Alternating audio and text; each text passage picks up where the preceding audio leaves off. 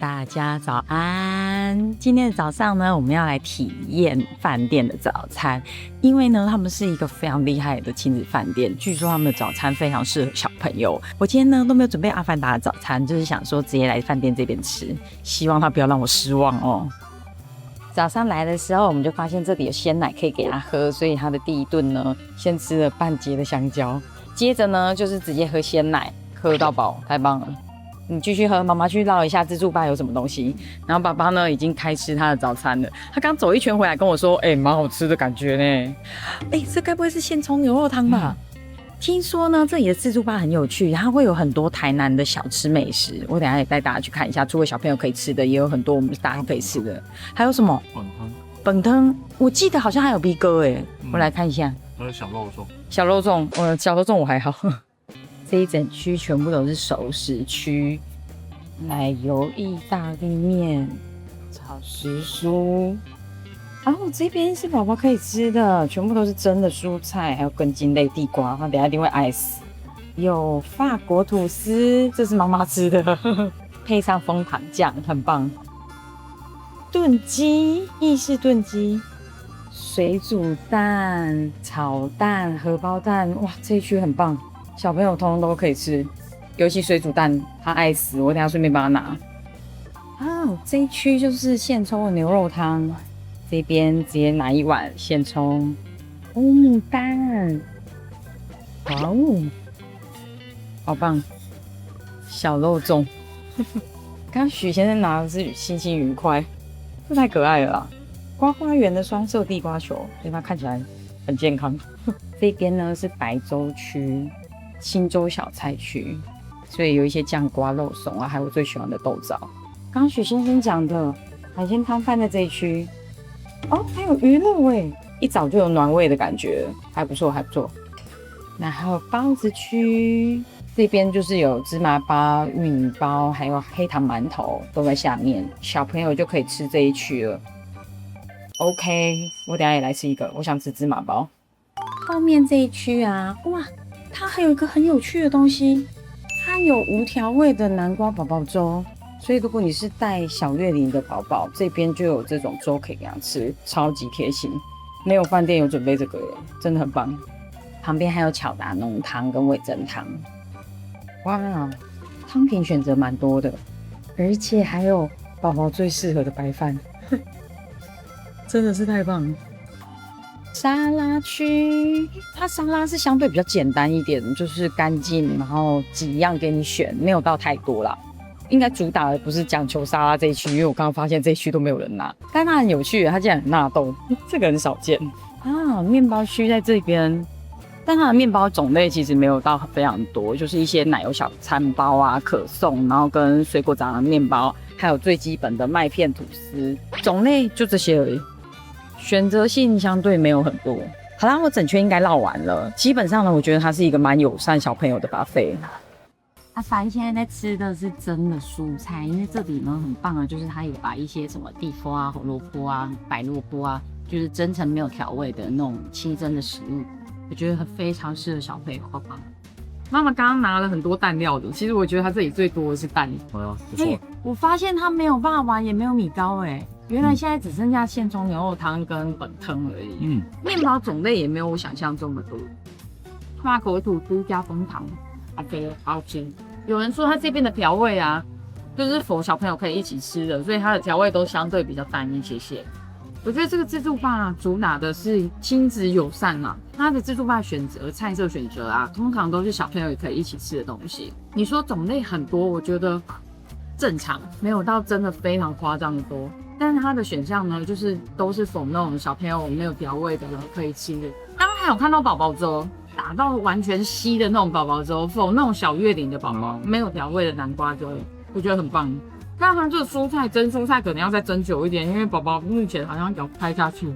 你看他要还我啦。我刚刚有偷到它的本汤给大家看，里面有蛮多鱼肉的。哇，你好专业哦，你还是撒上芹菜一早喝这一碗真的是不错，非常暖胃，鱼肉也很多。而且它的这高丽菜啊，是滚到我跟许先生最喜欢的程度，就是华国绵掌，中的华国绵掌那一种，超级软。来这间饭店最好的地方就是，基本上所有的房客都是带着小朋友，有一种他们是团队一起吃饭的感觉，你不会觉得自己很突兀，很棒。我们要带阿凡来体验5楼的游戏室，因为如果遇到下雨啊，它的5楼的地方是有很多游戏空间可以给小朋友的。第一间呢是 Switch， 但是因为阿凡还玩不懂，所以他就没办法。第一个地方啊是球池，里面有非常多的那个球可以在里面丢。你要先脱袜子哦。不好意思，先生，鞋子都要放在外面这里。第二区呢是森林游戏屋，这个地方啊，就是有点训练体能啦，可以让小朋友攀爬一些设施。第3区是半家家酒区，你就小朋友可以在这边推着推车啊，然后到处买菜，然后准备去后面那一区煮饭。最后面这里还有积木，就是你可以让小朋友在里面玩积木。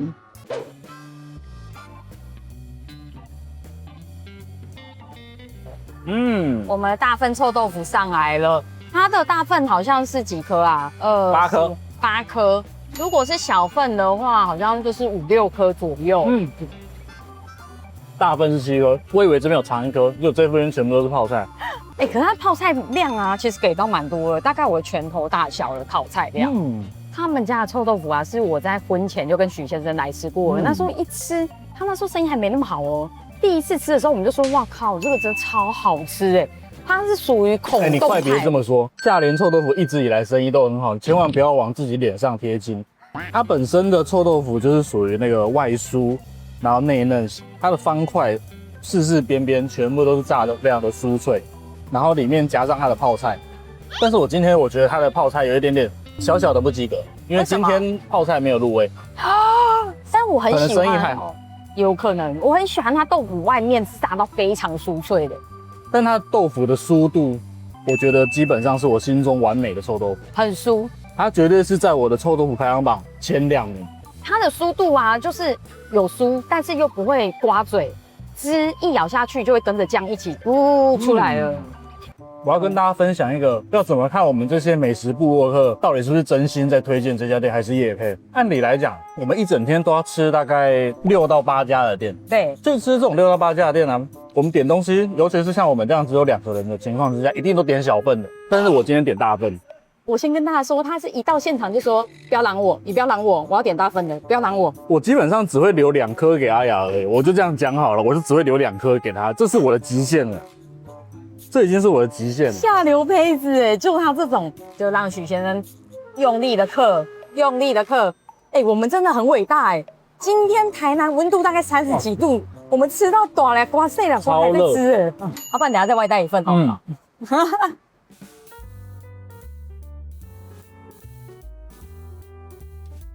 刚吃完夏林臭豆腐了，我接着呢就是夏林系列一定要吃的夏林葱油饼。这间夏林葱油饼啊，刚刚要去买的时候，许先生问我说：“我们不是拍过了吗？”因为我自己吃过2次，但是我们是私下自己来吃的，从来没有拍过。上次来吃的时候还遇到观众就在旁边讲说：“你们今天要来拍吗？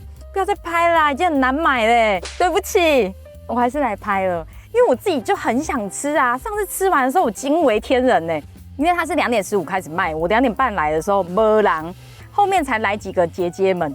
真的很棒，假日来的时候真的是大排长龙，不夸张。之前我们大概等了快1个小时，那时候等到会多，可是吃就是觉得很好吃。他们家呢也只卖葱油饼，它只有分有加蛋或没有加蛋的，没有加蛋是35，我今天的是加蛋的，是50块。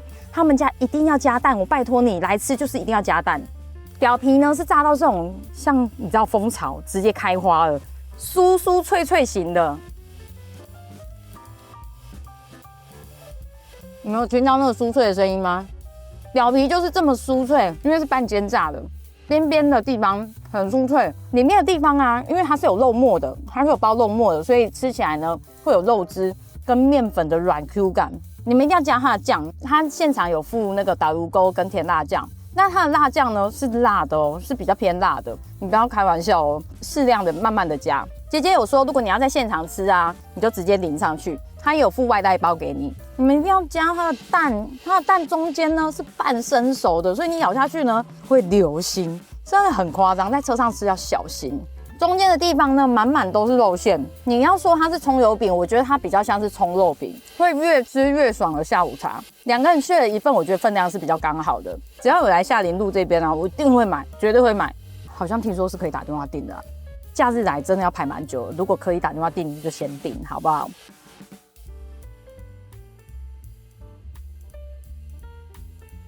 接着要来买红茶牛奶，这件好像是台南人说一定要来喝喝看的阿美妈红茶。我先说，它旁边真的是不一致的，超级可爱，很日系的味道，很像干妈店。这边呢，好像东西都是可以卖的哦。不二家，我最喜欢吃的牛奶糖，还有小叮当跟这个大象，上面都有写价位，就是如果大家有兴趣的话，好像可以直接到柜台去结账。而且他们的店面呢，非常适合拍照。我们刚刚带着阿凡达拍了超多照片了。它还有一个很贴心的地方，手机支架。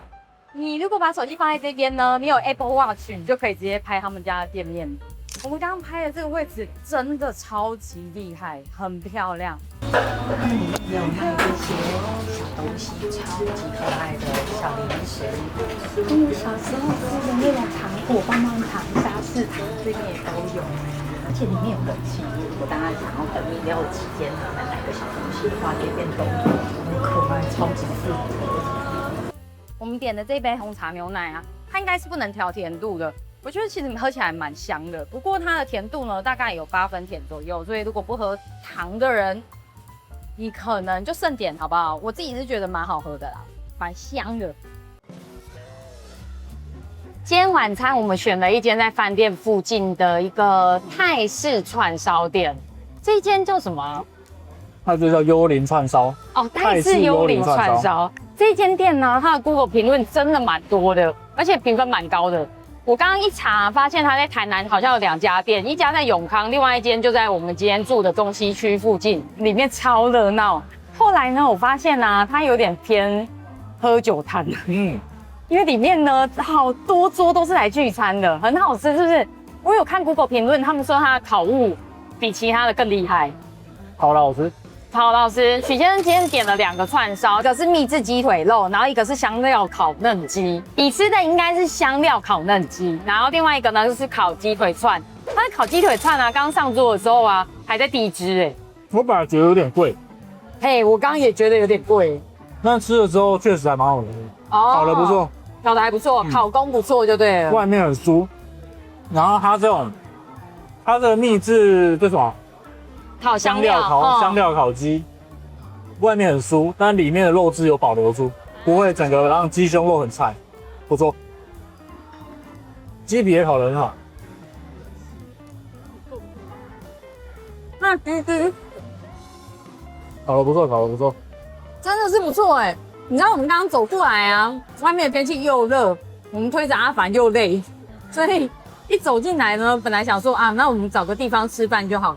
意外的很好吃哎，它烤串真的不错，沾一下它的酱，加上它的泰式酱，我觉得它泰式酱厉害的是它不抢味，它就是淡淡的那种酸甜调味，完全不会影响它烤串本来的香料味。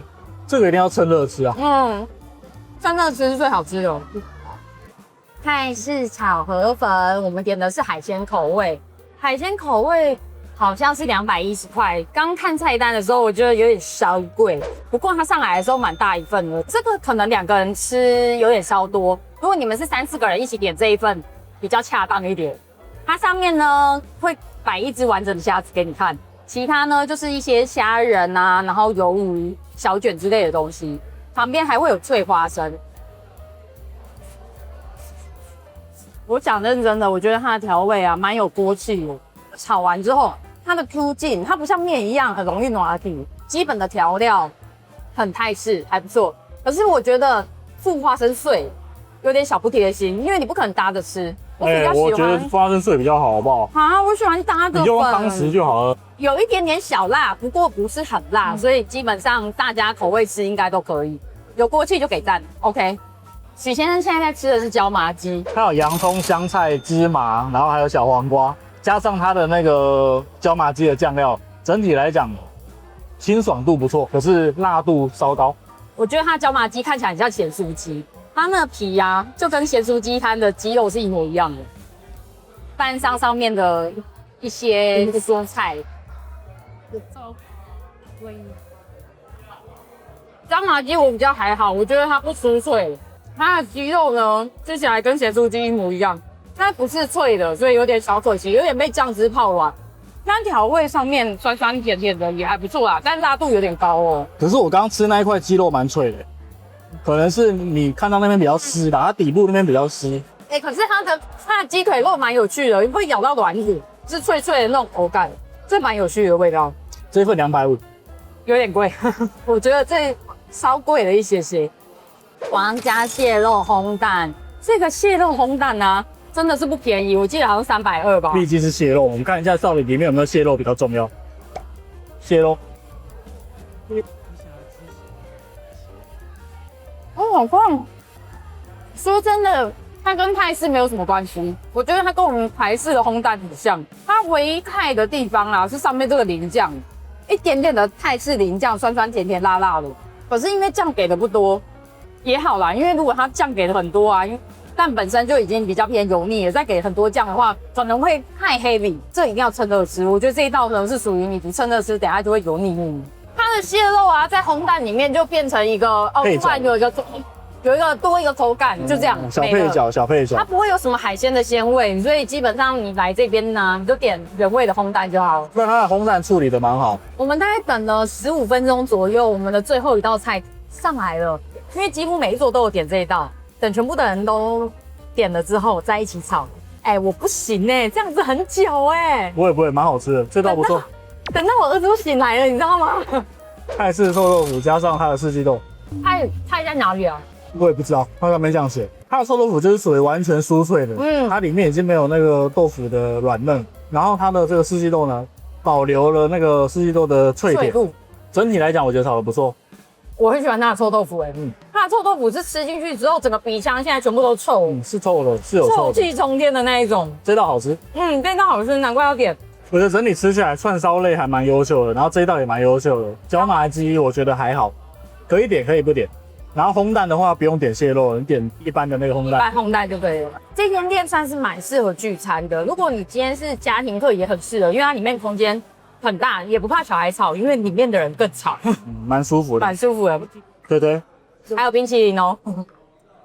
离开台南前，我还去买了一间据说非常厉害的汉堡店，这间叫做太阳的时间，它是在中西区的一个小巷弄里面，算是闹中取静的一个地方。而且我们在现场还遇到一个观众，他跟我说这是他们在地人会吃的汉堡店。我买了2颗，一颗是手做猪肉，另外一个是它的欧姆蛋牛肉，2颗加起来不到200块，超级扯，有够便宜。它的汉堡肉非常的大块，我们还加了 cheese。里面呢还有一些小黄瓜、生菜、洋葱跟番茄，反正料就是满满的啦。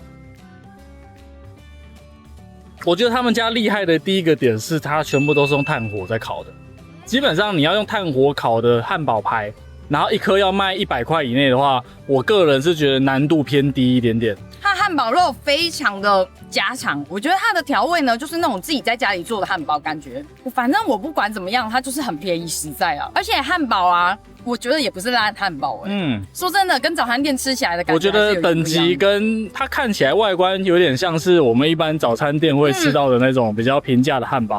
但是它的肉排我觉得算是非常的实在、扎实、厚实，而且咬起来看起来是有肉汁的。这样的这个汉堡肉排居然不到100块，我觉得蛮厉害的。我只能说这是妈妈做的汉堡，妈妈就是怕你饿，好不好？另外一个我点的是欧姆蛋牛肉燥，这个我的漏掉了一个，它的肉啊那个也是很满很多，然后里面呢你说是欧姆蛋，我觉得比较像炒蛋啊，我一样是有加起司的，选的是吐司。吐司也是经过炭烤的，你看表皮都是这样子，有金黄烤色的。哎，这个真的是70块，我觉得很超值。我刚刚还不小心丢了一块肉，气死了。它的肉啊，吃起来是有卤过的那种卤牛肉腱，哎，其实真的蛮好吃的。我觉得早上吃到这个应该会蛮幸福的，还不错，还不错。好，推荐大家如果有到那附近的话，早餐的选择可以拿这家当做一个参考，好不好？要加cheese好吃。离开台南之前啊，我们去买了这个你我他之家，又是鸡爪，什么意思啦？不好意思，它是鸡翅，它是鸭翅啊，是鸭翅啊。什么鸡翅？他刚刚呢说他离开之前就是很想去饭店附近买这一间，好像是什么30年老店。而且他的评论呢，我觉得蛮两极的。好的呢是说它是白卤里面非常好吃的老店，坏的呢是说它鸭翅很多毛。我来检视一下，鸭翅有毛吗？我不得不说，还真有一点，还真毛，还真有一点，可是也还真好吃。它的鸭翅看起来白白的，但其实味道非常的进去。哦，老实讲，我觉得是很好吃的鸭翅，而且还是冰镇的。那可是它有另外一个缺点，除了毛以外，毛我还稍微可以，因为它那个毛不是那种很夸张的那种，就是黑黑的毛，就是鸡翅、鸭翅好像上面多少都会有一点那个根呐，看个人的接受程度啦。然后我觉得我是野人，我比较可以接受一点，但是它还有另外一个毛病，什么？就是稍微有点贵。这样子5只鸭翅再加10只的鸡爪，这样子是280块。这包鸡爪呢是120块，10只等于一只是12块哎，可能是我近期买过最贵的鸡爪了。哦，偏贵一点点。但是整体来讲，它这个鸭翅确实不错，确实是好吃的，口味不错。哎，我跟你讲，我啃鸭翅最怕那种哦，手感很搭的，很难啃的。不会，它是白卤，但是它的卤汁是真的蛮有味道。可以吃一下，可以尝鲜看看。像我们现在在超充站的时候，顺便啃一下鸡翅。谁在超充站会啃这个？顺便啃一下鸭翅，我一直讲错，好烦哦。反正它是鸭翅跟鸡爪。到底谁在超充站会啃这个东西？你们告诉我，下面留言告诉我好不好？好吃。以上就是我们这一次台南3天2夜的小旅行啦。我跟许先生呢一直有个共识，就是希望在阿凡的小时候，我们可以每个月带他出去玩。毕竟呢，他开始念书之后，我们如果要带他出去玩，就不是那么的方便。希望趁他小时候可以创造一些我们一家3口的回忆。这一次旅程啊，饭店我也觉得很适合阿凡，整个吃喝的行程呢，我也很满意。台南东西真的太好吃了，只是停车真的很不方便，所以找一个好停车的饭店是我觉得在台南整个旅游下来最重要的事情。如果有什么亲子饭店是你想要推荐给我们的，欢迎下面留言告诉我，我们现在非常的需要。那我们今天影片就到这里咯，如果喜欢我的影片，请记得帮我按赞、订阅、加分享，我们下次见咯。充完电我就要回台中的家了，拜。